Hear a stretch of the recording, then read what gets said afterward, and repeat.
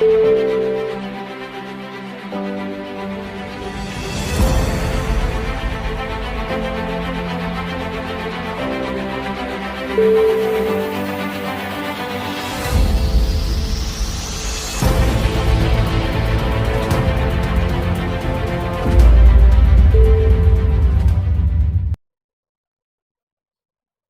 యేసుక్రీస్తు నామంలో మీ అందరికీ వందనాలు. మరోసారి ఈ ఆదికాండం పుస్తకం ద్వారా మీ అందరినీ కలుసుకోవడం చాలా సంతోషంగా ఉంది. మరి ఈ సమయంలో మనం బైబిల్లో నుంచి నిమ్రోద్ గురించి నేను మాట్లాడాలనుకుంటున్నానండి. మరి ఈ బైబిల్లో ఆదికాండం 10వ అధ్యాయము 6వ వచనం నుంచి 10వ వచనము. నిమ్రోదు మరి ఎలా జన్మించాడో, నిమ్రోద్ ఒక వంశం ఏది, నిమ్రోద్ ఒక తండ్రి ఎవరు, మరి ఈ విషయాలు మనం ఒకసారి బైబిల్లో చూద్దాం. ఆదికాండం 10వ అధ్యాయము 6వ వచనం నుంచి 10వ వచనం వరకు. హాము కుమారులు కూషు, మిషయ, మిస్రయీము, కానాను అనువారు. కూష కుమారులు సేబు, హవీలి, సభ, సప్త, రాయపు, సప్తక అనువారు. రాయీము కుమారులు షేబు, దాదాను అనువారు. కూషు నిమ్రోదును కనెను. అతడు భూమి మీద పరాక్రమశాలి అయి ఉండుటకు ఆరంభించు. అతడు యెహోవా ఎదుట పరాక్రమ గల వేటగాడు. కాబట్టి యెహోవా ఎదుట పరాక్రమ గల వేటగాడినై నిమ్రోదు వలె అను లోకాకి కలదు. షీనూరు దేశములో బాబేలు, ఎరికు, అక్కాదు, కల అను కళ్యాణ అనేవారు పట్టణములో అతని రాజ్యమునకు మొదలు. ఈ పదాలు కొంచెం కష్టంగా ఉన్నాయి, అయినా నేను చదివి మీకు దేవుడి హృదయాన్ని తెలియచేయాలనుకుంటున్నాను. బైబిల్లో ఈ హాము ఒక కుమారుడండి, ఈ యొక్క నిమ్రోద్. బైబిల్లో ఈ నిమ్రోదు మరి ఎలా జన్మించాడో చూస్తే, హాముకి 4 కుమారులండి. ఈ 4 కుమారుల్లో కూషు మరి పుట్టిన కుమారుడండి ఈ నిమ్రోద్. బైబిల్లో చూసినట్టయితే ఈ నిమ్రోదు ఎవరో చూసినట్టయితే ఇక్కడ స్పష్టంగా రాసింది, పరాక్రమశాలి ఉండుట ఆరంభించు. ఏమండి, ఇంగ్లీష్లో మైటీ హంటర్. పరాక్రమశాలి అంటే చాలా, మైటీ అంటే చాలా గొప్ప వ్యక్తి, ఆయన వేటాడేవాడు అంటుంది. అవునండి. అదేవిధంగా యెహోవా ఎదుట పరాక్రమ గల వేటగాడు, దేవుని ఎదుట కూడా ఆయన పరాక్రమ గల వేటగాడు అని చెప్తాం. ఈరోజు మనం ఆలోచిద్దామండి, ఈ యొక్క ఆత్మీయ జీవితము మనం జీవిస్తున్నప్పుడు మనమందరం వెళ్ళాల్సిన భాగం ఏంటి? చాలామంది ఈరోజు ఎలాంటి ఆత్మీయ జీవితం జీవిస్తున్నారంటే, వాళ్ళు కొంచెము మంచి చేసినట్టయితే, మంచిగా ఉన్నట్టయితే వాళ్ళకి ఎలాంటి హృదయం కలుగుతుందంటే, ఆత్మీయ జీవితం బాగా జరుగుతుంది, ఆత్మీయ జీవితం నేను బాగానే జీవిస్తున్నా అనుకుంటారు. ఎప్పుడు ఆత్మీయ జీవితం మనం బాగా జీవిస్తున్నాం అనుకుంటాం? బాగా జరిగినప్పుడా, బాగా జరగనప్పుడా? మీరు ఆలోచించండి. ఎప్పుడైతే మీరు ప్రార్థన చేస్తూ, బైబిల్ చదువుతూ, సంఘానికి క్రమంగా వెళ్తూ, ఎప్పుడైతే మీరు దశమ భాగాలు ఇస్తూ ఇలా ఉన్నప్పుడు మీరేమనుకుంటారు? ఆత్మీయ జీవితం బాగా జరుగుతుంది, ఇంకొంచెం నేను ఇలాగే చేసినట్టయితే, ఇంకొంచెం ఇలాగే నేను ప్రయత్నించినట్టయితే ఆత్మీయ జీవితం బాగా జరుగుతుంది అనుకుంటాం. అవునా కదండి? మీరు ఆలోచించండి. ఎప్పుడైతే మనము బాగా కష్టపడి, ప్రయాసపడి, మనము మన కోరికల్ని పడేసి, మన హృదయాన్ని వంచుకొని, మనం ఎప్పుడైతే సంఘానికి వెళ్ళి వాక్యం వింటూ, బైబిల్ చదువుతూ, ఉపవాసం ఉండి ఇలా చేస్తున్నప్పుడు మన దృష్టికి ఆత్మీయ జీవితం బాగా జరుగుతున్నట్టు అనిపిస్తుంది. అవునండి. కానీ దేవుడి దృష్టికి మన ఆత్మీయ జీవితం ఎంతో తప్పుగా జీవిస్తుంది. ఏంటి పాస్టర్ గారు, నేను వింటుంది నిజమేనా? ఎస్, మీరు వింటుంది నిజమే. దేవుడి దృష్టికి తప్పుగా జీవించడం ఏంటి? మరి దేవుడి దృష్టికి సరైన ఆత్మీయ జీవితం ఏంటి? నేననుకుంటున్నా ఉపవాసం ఉండడం, బైబిల్ చదవడము, మరి ప్రార్థన చేయడము, అన్ని విషయాల్లో నేను దేవుడికి విధేయుడిగా లోబడి ఉండడం, వాక్యానుసారంగా జీవించడం. ఇది ఈ విధంగా జీవిస్తే ఆత్మీయ జీవితం జరుగుతుందనుకుంటున్నా. మరి మీరేంటి ఆత్మీయ జీవితం ఇలా జీవించినట్టయితే జరగదని మాట్లాడుతున్నారు? అంటే మీరేం చెప్పాలనుకుంటున్నారు? నిజంగా మీరు ఆలోచిస్తే ఆత్మీయ జీవితం అనేది ప్రారంభం అవ్వాల్సింది ఎక్కడి నుంచి అంటే మన నుంచి కాదండి. యేసయ్య నుంచి ప్రారంభం. మీ అందరికి అర్థమవుతుందండి? ఆత్మీయ జీవితం ప్రారంభం అవ్వాల్సింది యేసుక్రీస్తు నుంచి ప్రారంభం అవ్వాలి. మన నుండి కాదు. కానీ చాలామంది వారు ఎంతో ప్రయత్నిస్తుంటారు ఆత్మీయ జీవితం జీవించండి. నిజంగా చెప్పాలంటే మనపై ఆధారపడి జీవించేది ఆత్మీయ జీవితం కాదండి. దేవుడిపై ఆధారపడి జీవించడమే ఆత్మీయ జీవితము. ఉదాహరణ, మీరు వ్యాపారం బాగా చేస్తున్నట్టయితే, మీ వ్యాపారం జరుగుతున్నట్టయితే మీకెలాంటి హృదయం కలిగి ఉంటది? మీరెవరైనా సహాయం పొందుకోవాలనుకుంటారా? ఎవరిదైనా సలహా పొందుకోవాలనుకుంటారా? మీరెప్పుడైతే వ్యాపారం జరుగుతున్నప్పుడు, అన్నీ మంచిగా జరుగుతున్నప్పుడు మీకెవరు అవసరం లేదో, మీరెవరు సలహా తీసుకోవాలనుకోరు. ఆ వ్యాపారం జరుగుతున్నంత వరకి మీపై మీరెంతో ఆధారపడుతున్నారు. కానీ ఎప్పుడైతే మీ వ్యాపారం జరగనప్పుడు, ఎప్పుడైతే మీ వ్యాపారంలో ఓడిపోతే, ఎప్పుడైతే మీ వ్యాపారము పూర్తిగా లాస్‌కొచ్చినట్టయితే, అప్పుడు మీరు ఇతర సలహాలు వినడం ప్రారంభిస్తారు. ఇతరుల నుంచి నిజంగా నడిపింపు పొందుకోవడం ప్రారంభిస్తారు. ఇదంతా ఏంటిదంటే ఆత్మీయ జీవితంలో ఒక భాగము అని చెప్పొచ్చు. ఇదే విధంగా మనం ఆత్మీయ జీవితం జీవిస్తున్నాం అనుకున్నట్టయితే పూర్తిగా మనం మోసపోతున్నాము. ఎందుకంటే ఆత్మీయ జీవితము జరుగుతుందని మీరు అనుకుంటున్నారు. నిజంగా చెప్పాలంటే మీరన్నీ చేసినట్టయితే మీరెలా దేవుడిపై ఆధారపడగలుగుతారు? మీరు ప్రార్థన చేయగలిగినట్టయితే, బైబిల్ చదివినట్టయితే, ఉపవాసం ఉన్నట్టయితే, మీరు దేవుడి వాక్యాన్ని ఎంతో శ్రద్ధగా వెంబడిస్తున్నట్టయితే, మీరెలా దేవుడిపై ఆధారపడగలుగుతారు? ఎవరు దేవుడు వాక్యం ఎలా ఉందో వాక్యాన్ని అంగీకరించగలుగుతారు? ఎవరు దేవుడి వాక్యం మీద మాత్రమే ఆధారపడగలుగుతారు?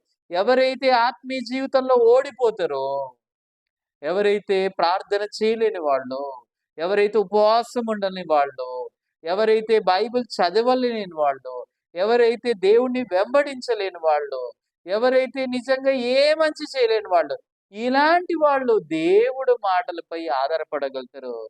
దేవుడు ఒక మాటల్ని వాళ్ళు అంగీకరించగలుగుతారు. మీరు ఆలోచించండి. చాలామంది నోవా నీతిమంతుడు, నిందారహితుడు, నోవా ఎంతో మంచివాడు, ఏ తప్పు ఏ పాపము చేయనందుకు దేవుడు రక్షించాడని చాలామంది వారు తప్పుగా ఆలోచిస్తున్నారు. వాస్తవానికి నోవా స్వరూపం చూసినట్టయితే, నోవా ఎప్పుడైతే ద్రాక్ష తోట కలిగి ఉన్నప్పుడు, ఆ ద్రాక్ష తోటలో పనిచేస్తున్నప్పుడు ఒకరోజు ఆ ద్రాక్ష రసము తాగి మత్తుడై వస్త్రహీనుడిగా ఆయన తోటలో మరి పడిపోయి ఉండడం చూడొచ్చు. అవునా కాదండి? మరి నిజంగా మీరు ఆలోచిస్తే నోవా మంచివాడు కనుక రక్షించబడ్డం కాదు. నోవా మురికివాడు, దయనీయుని వ్యక్తి, కొదువులున్న వ్యక్తి. ఆ వ్యక్తి దేవుడు కృప లేకనట్టయితే ఆయన రక్షించబడడం అసాధ్యం. ఆ వ్యక్తి తను అలాంటి మురికి వ్యక్తి కాబట్టి దేవుడిపై ఆధారపడగలిగాడు. ఆ ఓడలో ప్రవేశించగలిగాడు. ఆ ఓడ ద్వారా ఆయన రక్షించబడగలిగాడు. ఏమండి, ఎవరికండి వైద్యుడు?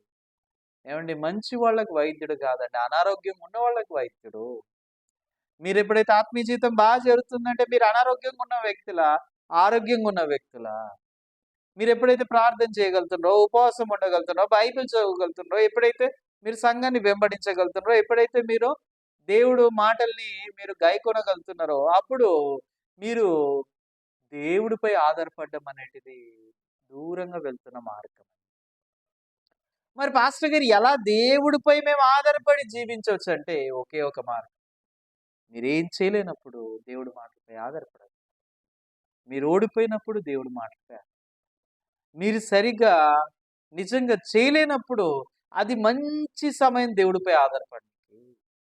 చాలా మంది వాళ్ళ బుద్ధి, వాళ్ళ జ్ఞానము, వాళ్ళ తెలివితో వారు ఆత్మీయ జీవితం జీవిస్తుంటారు. కానీ వాస్తవానికి ఇక్కడ చూసినప్పుడు ఈ నిమ్రోదు ఎవరో చూస్తే, మరి ఈ నిమ్రోదు బైబిల్ ఏమంటుందంటే ఆయన పరాక్రమశాలి అంట. అవునండి. చాలా మైటీ హంటర్, ఎంతో గొప్ప వ్యక్తి. అవునండి. ఈ పరాక్రమశాలి అయిన నిమ్రోదు ఆయన ఎలాంటి వాడు? ఆయన చేయగలుగుతాడు, చేయలేడు. ఆయన అన్నీ చేయగలుగుతాడు. ఇలాంటి వ్యక్తి ఎవరిపై ఆధారపడతాడు? దేవుడిపై ఆధారపడతాడా? తనపై ఆధారపడగలుగుతాడా? తనపై ఆధారపడి జీవిస్తుంటాడు. ఈ వ్యక్తి బాబేలు గోత్రము కట్టింది. ఈ వ్యక్తి నిజంగా అనేకుల్ని ఏం నడిపించాడంటే నాశనము వైపు నడిపించాడు అని చెప్పొచ్చు. ఏమండి, ఈరోజు చాలా మంది వాళ్ళు మంచి జీవించాలనుకుంటారు. సంఘానికి వెళ్ళి వాళ్ళు మంచిగా ఉండి, మంచిగా అబద్ధం ఆడకుండా, తప్పు చేయకుండా, ఏ పొరపాటు చేయకుండా ఇలా వాళ్ళు జీవించాలి. కానీ అలా జరగదు. ఆత్మీయ జీవితం అంటే మనం పనిచేసేది కాదండి. మన కోసం దేవుడు పనిచేయాలి ఆత్మీయ జీవితము. నిజంగా నేను ఎప్పుడైతే పాస్టర్‌గా నా జీవితం నేను చూసినప్పుడు ఏ మాత్రం అర్హుడిని కాదనిపిస్తది. నా దగ్గర ఉన్న కొదువులు, నా బలహీనతలు, ప్రభువా నన్ను పాస్టర్‌గా మీరు పొరపాటుగా ఎంచుకున్నారా ఏంటి? ఎందుకంటే పాస్టర్ ఎలాంటి వాళ్ళు పాస్టర్‌గా ఉండాలా? చాలా క్రమశిక్షణగా, చాలా దేవుడికి అన్ని విధాలుగా నమ్మకస్తుడుగా, విధేయుడుగా, లోబడిన వ్యక్తిగా, ఎప్పుడు దేవుడు మాటల్ని ఆరాధించే వ్యక్తి, ఎంతో తన రూపంలో అయినా అన్ని విధాలుగా మంచిగున్న వ్యక్తి, అలాంటి వ్యక్తి దేవుడు పరిచర్య చేయాలి. కానీ నాకు చూసినట్టయితే ఎన్నో కొదువులు, ఎన్నో సమస్యలు, ఎన్నో తప్పులు, పొరపాటు ఇలాంటి వ్యక్తిని దేవుడు పాస్టర్‌గా చేసినందుకు నా దగ్గర ఇంకే ఆధారం లేదండి. దేవుడు మాటలపై ఆధారపడి మాత్రమే నేను సేవ చేయగలుగుతాను. దేవుడు మాటలపై ఆధారపడకపోతే నేను సేవ ఒకవేళ నాలోని నేను బాగా మాట్లాడగలిగినట్టయితే, నేను కొంచెం తెలివైన వ్యక్తి అయినట్టయితే, నేను నిజంగా పాస్టర్‌గా అనిపించుకోనికి నా రూపంలో, అందంలో అన్ని విధాలుగా బాగున్నట్టయితే, చాలా సులభంగా నాపై నేను ఆధారపడి నేను పరిచర్య చేస్తాను. కానీ కృతజ్ఞత విషయం ఏంటంటే నాలోని ఏ మంచి లేదు. నిజంగా నన్ను చూసినప్పుడు ఒక్కొక్కసారి నన్ను నేను చూసుకున్నప్పుడు ద్వేషించుకుంటా, నేను ఎంత మురికి వ్యక్తిని, నేను ఎందుకు ఇలాంటి దయనీయ వ్యక్తిని, ఇలాంటి వ్యక్తిని దేవుడు ఎందుకు ఏర్పాటు చేసుకున్నంటే, ఈ మురికి వ్యక్తి, దయనీయ వ్యక్తి, కొదువులున్న వ్యక్తి, సమస్యలున్న వ్యక్తి, ఈ వ్యక్తి మాత్రము సులభంగా దేవుడిపై ఆధారపడగలుగుతాడు. కాబట్టి దేవుడు ముందుగా నన్ను ఏర్పాటు చేసుకున్నాడు. ఆయన సువార్త ప్రకటించే విధంగా ఆయన సేవకుడిగా ఏర్పాటు చేసుకున్నాడు. చాలాసార్లు నేనేమనుకున్నా అంటే నేను సేవకుడు అవ్వనికి దేవుడు మేబీ పొరపాటుగా తప్పు నిర్ణయం తీసుకుండేమో అనుకుంటా. కానీ వాస్తవం నేను చూసినప్పుడు ఇలాంటి వాళ్ళ కోసం వచ్చాడు. పాపుల్ని నీతిమంతులుగా చేయనీకి వచ్చాడండి. యేసుక్రీస్తు పాపుల్ని రక్షించనీకి వచ్చాడు. నాలాంటి వాళ్ళ కోసమే. సహవాసం ఎవరికి కావాలి? ఆత్మీయ జీవితం బాగా జరుగుతుందో వాళ్ళకి సహవాసం కావాలా? ఆత్మీయ జీవితం బాగా జరగట్లేదో వాళ్ళకి సహవాసం కావాలా? ఎవరికి దేవుడి నీతి కావాలి? ఎవరైతే నీతిని సంపాదించుకోగలుగుతుండ్రో వాళ్ళకి దేవుడి నీతి కావాలా? ఎవరైతే నీతిని సంపాదించుకోలేకపోతున్నారో వారికి దేవుడి నీతి కావాలా? ఎవరైతే ప్రార్థన చేయగలుగుతున్నారో వారికి దేవుడు కృప కావాలా? ఎవరైతే ప్రార్థన చేయలేకపోతున్నారో వారికి దేవుడు కృప కావాలా? ఎవరైతే బైబిల్ చదవగలుగుతున్నారో వాళ్ళకి దేవుడు కృప కావాలా? ఎవరైతే బైబిల్ చదవలేకపోతున్నారో మరి వాళ్ళకి దేవుడు కృప కావాలా? ఈరోజు మీ అందరి ఎదుట నేను వాక్యం చెప్తున్నా, కానీ నా దగ్గర ఉన్న కొదువులు బలహీనతలు చూసినప్పుడు నేను వాక్యం చెప్పే వ్యక్తిని కాదు. కానీ కొదువులు బలహీనతల ద్వారా నేను దేవుడిపై ఆధారపడి వాక్యం ప్రకటించగలుగుతున్నాను. దేవుడిపై ఆధారపడి ఈ సందేశాన్ని నేను ఇవ్వగలుగుతున్నాను. ఈరోజు నిజంగా నన్ను నేను చూసినప్పుడు నాలో ఏ మంచి లేదు, నాలో ఏ మంచి లేదు. నేను తెలివైన వ్యక్తిని కాదు, నేను ఎంతో దయనీయ వ్యక్తిని, కొదులున్న వ్యక్తిని, సమస్యలున్న వ్యక్తిని. కానీ ఇలాంటి వ్యక్తిని ప్రభు ఏర్పాటు చేసుకున్నాడు. ఎందుకంటే నేను దేవుడు మాటలపై ఆధారపడటం ద్వారా నా జీవితంలో దేవుడి నీతి మాత్రమే బయలుపరచబడుతుంది. దేవుడి వివేకం, దేవుడి జ్ఞానము, ఆ యేసుక్రీస్తు మాత్రమే బయలుపరచబడినకి దేవుడు మనకి ఇలాంటి కొదువులు, బలహీనతలు, సమస్యలన్నీ అనుగ్రహించాడు. ఆమేన్. మనం బాగా చేయగలిగినప్పుడు మనకేసే అవసరం లేదు. మనం ఆరోగ్యంగా ఉంటే మనకి డాక్టర్ అవసరం లేడు. నిమ్రోదు నిజంగా ఎంతో దేవుడి దృష్టికి ఆయన సరిగ్గా లేడండి. ఈ నిమ్రోదు సాతాను చేత స్థాపించబడి, సాతాను చేత బహుగా వాడబడి, ప్రజల్ని దేవుడు స్థాపించాల్సిన వాళ్ళ హృదయంలో నిమ్రోదు ద్వారా అనేకుల హృదయంలో ఆ ఒక్క దేవుడు స్థాపించే ఆ ఒక్క సోర్స్‌ని, ఆ ఒక్క స్థానాన్ని చంపివేయడం జరిగింది. ఇంకా చెప్పాలంటే బైబిల్‌లో ఈ 10వ అధ్యాయం 9వ వచనం చూస్తే, అతడు యెహోవా ఎదుట పరాక్రమ గల వేటగాడంట. ఏమండి? బైబిల్ ఏమంటుందంటే నిమ్రోదు యెహోవా ఎదుట పరాక్రమ గల వేటగాడు. ఈ పరాక్రమ గల వేటగాడు ఏం చేసేవాడండి? ఈయన ఏం చేసేవాడో మీరు చూస్తే, మానవుల యొక్క ఆత్మల్ని ఆయన చంపివేస్తున్నాడు. ఎలా చంపివేస్తున్నాడు? మానవుల హృదయంలో దేవుడు స్థాపించాల్సింది. కానీ ఈయన ఏం చేస్తున్నాడంటే, అందరి హృదయములో దేవుడిని కాకుండా మనిషి శక్తిని, మనిషి జ్ఞానాన్ని, మనిషి బలాన్ని ఇవి స్థాపించడం జరుగుతుంది. ఈరోజు చాలా మంది సేవకులు వాళ్ళు దేవుడి ముందట ఎలా కనపరుచుకుంటారు? నిమ్రోదు వలె పరాక్రమశాలిగా, నిమ్రోదు వలె వాళ్ళు ఏం చేస్తారో తెలుసా? వాళ్ళెంతో నీతి పరులుగా, నిజాయితీ పరులుగా, ఎంతో మంచి వ్యక్తులుగా ప్రజల్ని మోసగిస్తున్నారు. ప్రజలు వాళ్ళు చూసినప్పుడు ఏమనుకుంటారు? ఆహా! నేను ఆ సేవకుడిలా ఉండాలి. ఆ సేవకుడిలా ప్రార్థన చేయాలి. నేను ఈయనలా ఉండాలి. ఆయనలా అబద్ధాలు ఆడకుండా ఉండాలి. వాస్తవం చెప్పాలన్నట్టయితే ఎవరైతే మంచి చేయగలుగుతున్నారో వాళ్ళు దేవుడిపై ఆధారపడలేరండి. ప్రజల హృదయములో దేవుడు స్థాపించబడాల్సిన వాళ్ళ హృదయంలో సేవకుడు స్థాపించబడతాడు. ఇంకా చెప్పాలంటే ఆ సేవకుడు దృశ్యం వాళ్ళు స్థాపించబడడం జరుగుతుంది. ఆ సేవకుల్లా అవ్వాలి. ఆ సేవకుల్లా జీవించాలి. ఏవండి మనకు పైకి చూస్తే ఇది మంచిగా కనిపిస్తుంది గానీ, ఏంటండి మనకి ఎగ్జాంపుల్ ఏంటిది? మనమా అండి యేసుక్రీస్తా? మన గురించి మాట్లాడితే మనం ఎన్నో చేయలేని వ్యక్తులమండి. కోదులున్నాయి, బలహీనతలున్నాయి, తప్పులు చేస్తున్నాం, పొరపాట్లు చేస్తున్నాం, ఎన్నో చేస్తున్నాం. ఇలాంటి వ్యక్తి ఎలా చెప్పగలుగుతాడో, ఒక రోల్ మోడల్‌గా ఎలా ఉండగలుగుతాడో హైలీ ఇంపాసిబుల్ అండి. మనందరికీ రోల్ మోడల్ ఎవరు తెలుసా? యేసుక్రీస్తు. మనందరం ఎవరిని చూసి ఆత్మీయ జీవితం నేర్చుకోవాలంటే యేసుక్రీస్తు. మనలో చూడనీకి ఏ మంచి లేదండి. కేవలం యేసే ద్వారా మాత్రమే.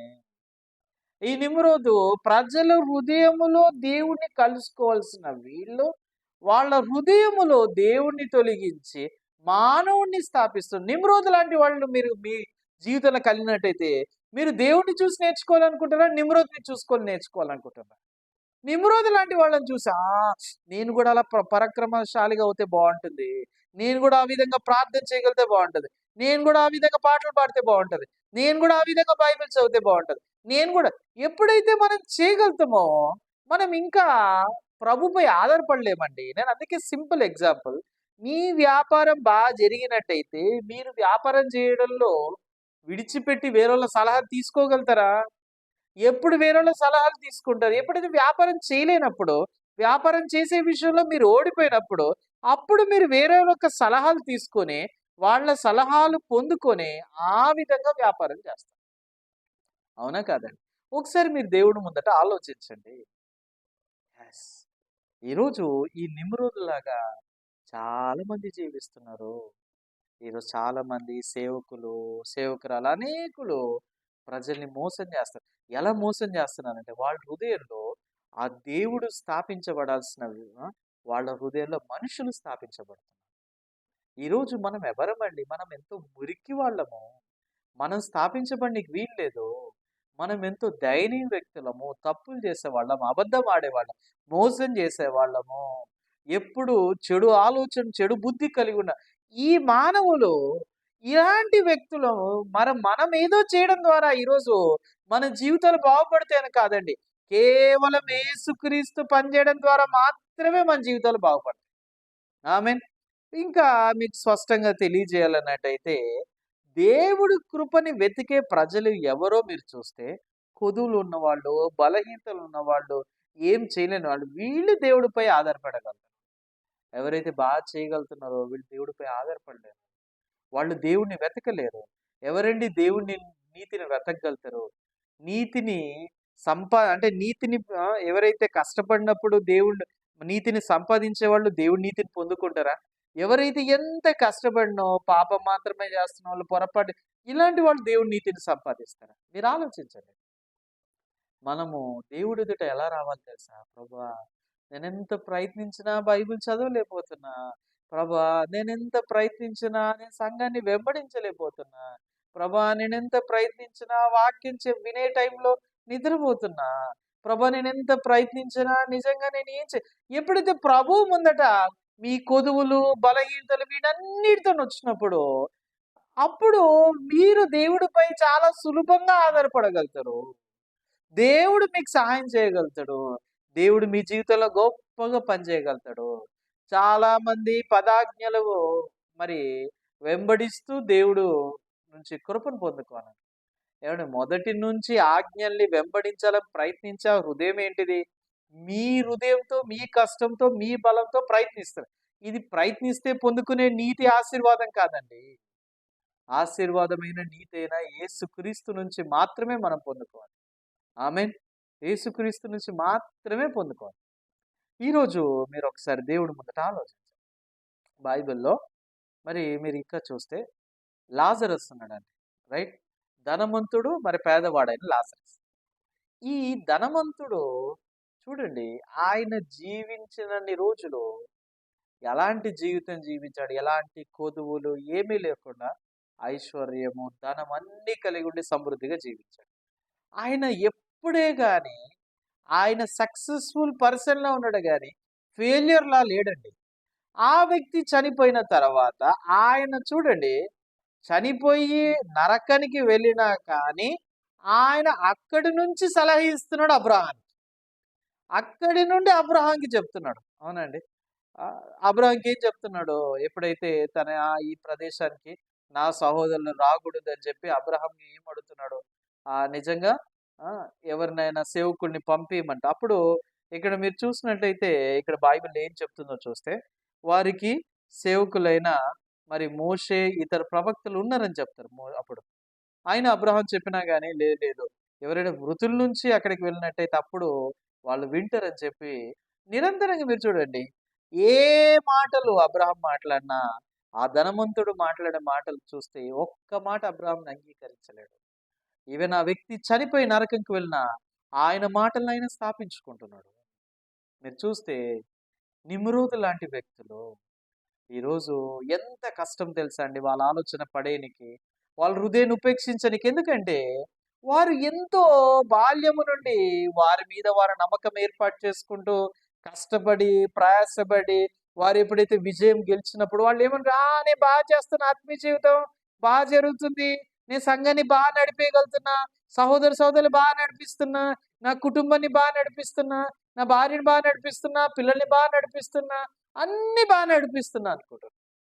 ఇలాంటి వాళ్ళు దేవుడి నుంచి కృపను పొందుకోవడం అసాధ్యము. ఆమేన్. ఇలాంటి వాళ్ళు దేవుడి నుంచి కృపను పొందుకోవడం అసాధ్యము. మరి ఎలాంటి వాళ్ళు దేవుడి నుంచి కృపను పొందుకోగలుగుతారు? ఎవరైతే ఓడిపోయిన వాళ్ళు, ప్రభువా నేనేం చేయలేకపోతున్నా, ప్రభువా నిజంగా నేనేం చేయలేకపోతున్నా, నిజంగా నేనెంతో మురికివాడిని, నేనెంతో దయనీయ వ్యక్తి. ఉదాహరణ చూడండి, బైబిల్లో నికోదెమస్ అనే వ్యక్తి ఉన్నాడండి, ఒక పరిసయ్యుడు. నికోదెమస్‌తో యేసుక్రీస్తు సంభాషణ చేసినప్పుడు నికోదెమస్ ఆ సహవాసం అనేది జరిగినా ఆయన ఆ సహవాసం ముందడుగు కొనసాగించబడ్డాడు. యేసుక్రీస్తు సమరయ స్త్రీని కలిశాడు, వ్యభిచారంలో పట్టబడిన స్త్రీ కలిశాడు, జక్కయ్యని కలిశాడు. యేసయ్య సహవాసం ద్వారా వారి జీవితాలు మారాయి. యేసయ్య సహవాసం ద్వారా వారు దేవుని నీతిని పొందుకున్నారు. యేసయ్య సహవాసం ద్వారా వారి జీవితం అందంగా అయింది. కానీ నికోదెమస్‌ని కలిశాడు, నికోదెమస్‌తో సహవాసం చేశాడు. కానీ నికోదెమస్ ఒక జీవితం మారలేదు. ఎందుకంటే నికోదెమస్ ఎలాంటి ఆత్మీయ జీవితం జీవించాడు? ఓడిపోయిన ఆత్మీయ జీవితం జీవించాడా? గెలిచిన ఆత్మీయ జీవితం. ఆయన ఎప్పుడూ క్రమంగా జీవించేవాడు, ప్రార్థన చేసేవాడు, దశంభాగం ఇచ్చేవాడు. ఇతరులా కాకుండా ఎంతో మంచి జీవితం జీవించేవాడు. ఇలాంటి వ్యక్తి దేవుడి మాటల్ని సులభంగా అంగీకరించలేడు. దేవుడి మాటలు అంగీకరించాలన్నట్టయితే వాళ్ళ హృదయంలో ఉన్న ఆలోచనలు దేవుడి మాటలు మ్యాచింగ్ అవుతున్నాయా లేదా చూస్తుంటారు. ఏమండి, మన తలంపులు దేవుడి మాటలు ఎలా మ్యాచ్ అవుతాయి? మన తలంపులు దేవుడి తలంపులు చాలా వేరుగా ఉన్నాయి. మన త్రోవలు దేవుడి త్రోవలు చాలా వేరుగా ఉన్నాయి. యెషయా రాసిన గ్రంథం 55 అధ్యాయంలో స్పష్టంగా తెలుసు. నా తలంపులు మీ తలంపులు వంటివి కావు. నా త్రోవలు మీ త్రోవలే. ఇవే యెహోవా వాక్కు. నిజంగా బైబిల్ చెప్తుంది. నా తలంపు మరి ఎలా మన తలంపులకు వేరుగా ఉన్న దేవుడి మాటలు అంగీకరించాలంటే మీరు ఆత్మీయ జీవితంలో ఓడిపోకపోతే మీ హృదయంలో ఉన్న ఆలోచనలు పడేయలేరు. మీ త్రోవలు మీరు తృణీకరించలేరు.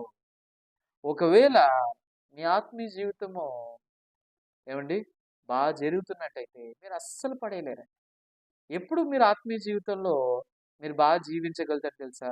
ఎప్పుడైతే మీరు ఓడిపోయినప్పుడు నీ ఆలోచన ఎంత కరెక్ట్‌గా ఉన్నా, దేవుడి వాక్యం ఆలోచన మ్యాచింగ్ అవ్వకున్నా, మీ ఆలోచన పడేసి దేవుడి వాక్యాన్ని అంగీకరిస్తారు. ఏదైతే 38 సంవత్సరాల పక్షవాతంతో బాధపడుతున్న వ్యక్తి, దేవుడి మాటలకి ఆయన ఆలోచన మ్యాచ్ అవ్వట్లేదు.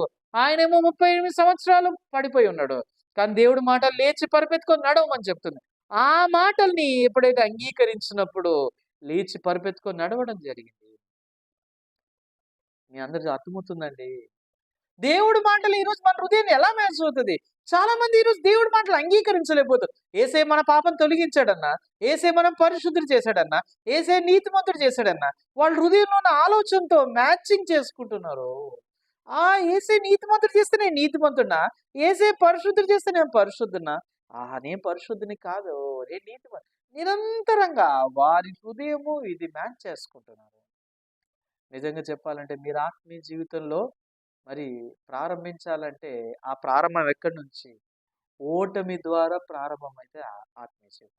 అందుకే మారు మనసు తర్వాత వచ్చేది విశ్వాసం. మీరు ఒకవేళ తప్పిపోయిన కుమారుడు చూస్తే బైబిల్‌లో, తప్పిపోయిన కుమారుడు తన మీద తన నమ్మకం కోల్పోయినప్పుడు అప్పుడు నిజమైన ఆత్మీయ జీవితం ప్రారంభం. ఎప్పుడు ఆత్మీయ జీవితం ప్రారంభమైందో చూస్తే తండ్రి మీద నమ్మకం ఏర్పడినప్పుడు ఆత్మీయ జీవితం ప్రారంభం. మరి ఆ నమ్మకం ఎలా? తన మీద తన నమ్మకం కలిగి ఉన్నప్పుడు తండ్రి మీద నమ్మకం ఏర్పడ్డదా? ఏర్పడలే కదా! ఎప్పుడు తండ్రి మీద నమ్మకం ఏర్పడ్డదంటే తన మీద ఉన్న నమ్మకము పూర్తిగా కోల్పోయినప్పుడు తండ్రి మీద నమ్మకం ఏర్పడ్డది. ఈరోజు మీ క్రైస్తవ జీవితంలో మీ మీద మీరు నమ్మకం కోల్పోయారా? అయితే మీరు సరైన మార్గంలో ఉన్నారు. దేవుడిపై ఆధారపడే మార్గంలో ఉన్నారు. ఆత్మీయ జీవితం ప్రారంభించే మార్గంలో ఉన్నారు. ఆమేన్. నిజంగా ఈరోజు మీరు దేవుడి ముందట ఆలోచించండి. దేవుడు మనందరి జీవితంలో ఇలా పనిచేయాలనుకుంటున్నాడు. ఈరోజు దేవుడి దృష్టికి మనం ఇక్కడ ఆలోచించినట్టయితే ఈ నిమ్రోదు మరి ఆయన ప్రభు దృష్టికి యెహోవా ఎదుట పరాక్రమ గల వ్యక్తి.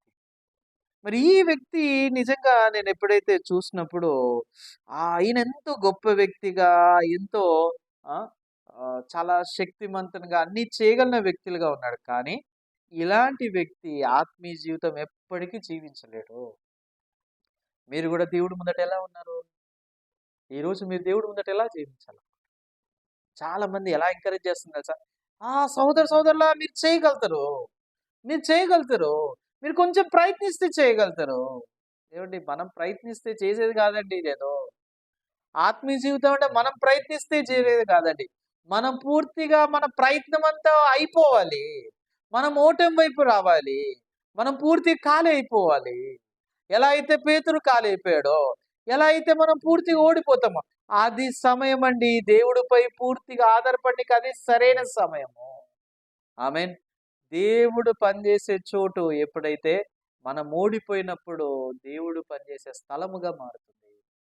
ఈరోజు మీరు విశ్వాసంతో జీవించడానికి సరైన మార్గం ఏంటి తెలుసా? సరైన మార్గం ఒకటే అండి. దేవుడు మాటలపై ఆధారపడడం మీరు నేర్చుకుంటే అక్కడి నుంచి ప్రారంభమవుతుంది ఆత్మీయ జీవితం. ఆత్మీయ జీవితం ఎలా సులభంగా ఉంటుంది తెలుసా? మీరు పనిచేయడం కాదు, మీకోసం దేవుడు పనిచేసినప్పుడు ఆత్మీయ జీవితం చాలా సులభంగా ఉంటుంది. దేవుడి మీద నమ్మకం ఏర్పడి మీ మీద మీకు అపనమ్మిక హృదయం కలిగి ఉన్నప్పుడు అక్కడి నుంచి ఆత్మీయ జీవితం ప్రారంభమవుతుంది. ఆత్మీయ జీవితం ప్రారంభించాల్సింది మన నుంచి కాదు. ఆత్మీయ జీవితం ప్రారంభించబడాల్సింది దేవుడి నుంచి ప్రారంభించబడాలి. అది నిజమైన ఆత్మీయ జీవితము. ఆమేన్. ఈరోజు ప్రతి ఒక్కరు ఆత్మీయ జీవితం అంటే వాళ్ళు చేసేది, వాళ్ళు కష్టపడేది, వాళ్ళు ప్రయత్నించేదని నిమ్రోదులాగా చాలా మంది హృదయంలో దేవుడు స్థాపించబడాల్సిన చోట మనుషులు స్థాపిస్తబడుతున్నారు. అందుకే వాళ్ళ హృదయంలో ఈ సేవకుళ్ళు అవ్వాలి, ఆ సేవకుళ్ళు అవ్వాలి, నేను ఇలా ఉండాలి, అలా ఉండాలి అని వాళ్ళ హృదయంలో ఎవరు మోడల్ అయిపోయారు మీరు చూస్తే వాళ్ళు నిమ్రోదులాగా వారైపోయి వారి హృదయంలో దేవుడు పనిచేస్తున్న చోట వాళ్ళు పనిచేస్తున్నారు. ఏ విధకైతే నిమ్రోదికి యెహోవా అవసరం లేదు. నిమ్రోదికి దేవుడిపై ఆధారపడాల్సిన అవసరమే లేదు. మీరు అలాంటి సేవకులు వెంబడించినట్టయితే మీరు కూడా దేవుడిపై ఆధారపడాల్సిన అవసరం లేదు. ఈవెనో నోటితో దేవుడిపై ఆధారపడాలన్నా మీ బుద్ధి, మీ జ్ఞానము, మీ అనుభవము వీటిపై ఆధారపడతారు. మీరు దేవుడి వాక్యంపై ఆధారపడలేరు. మీరు నిజంగా సంఘం బాగా నడవాలన్నట్టయితే, మీ కుటుంబం బాగా నడవాలన్నట్టయితే మీరు దేవుడిపై ఆధారపడడం మాత్రమే నేర్చుకోండి. దేవుడి మాటలపై మాత్రమే ఆధారపడినట్టయితే దేవుడు మీకోసం పనిచేస్తాడు. మీ కుటుంబం కోసం, సంఘం కోసం, మీ జీవితం కోసం.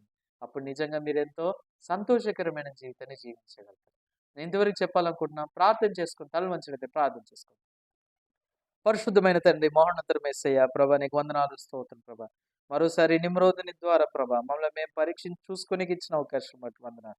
నిమ్రోదు ఏ విధంగా అయితే సాతాను చేత వాడబడి మోసగించబడ్డాడో, నిజంగా నిమ్రోదు నిజంగా తనను తను నమ్ముకునే హృదయము, తను హెచ్చింపు చేసే హృదయం, తను దేవుడిపై ఆధారపడకుండా తన శక్తి, తన బలంపై ఆధారపడుతున్నాడు. ఇదెంతో శాపం ప్రభా. ఈరోజు చాలా మంది వారి జ్ఞానము, వారి శక్తి, వారి బలము, వారిపై వారు ఆధారపడి ఆత్మీయ జీవితం జీవిస్తారు ప్రభా. ఇది పూర్తిగా వ్యతిరేకంగా జీవిస్తున్న ఆత్మీయ జీవితం. కానీ తండ్రి నిజంగా నిజమైన ఆత్మీయ జీవితం ప్రారంభం అవ్వాల్సింది యేసయ్య నుంచి, మా నుంచి కాదు. నిజంగా తప్పిపోయిన కుమారుడు హృదయంలో ఆత్మీయ జీవితం ఎలా ప్రారంభమైందో చూస్తే తండ్రి మీద నమ్మకం ద్వారా ఆత్మీయ జీవితం ప్రారంభమైంది ప్రభా. ఎప్పుడైతే మా మీద మేము నమ్మకం కోల్పోతామో, యేసయ్య మీద మాత్రమే నమ్మకం ఏర్పడుతుందో, ఆ యేసయ్య ద్వారా తండ్రి ఆత్మీయ జీవితం ప్రారంభం అవుతుందని నమ్ముతున్నా. అలాంటి గొప్ప ఆశీర్వాదము మరి ఎవరైతే యూట్యూబ్లో వాచ్ చేస్తున్న వీళ్ళందరికీ దయచేయమని అడగచ్చు. యేసుక్రీస్తు అతి పరిశుద్ధ నామమున ప్రార్థన సమర్పించుకున్నాం తండ్రి. ఆమేన్. Thank you.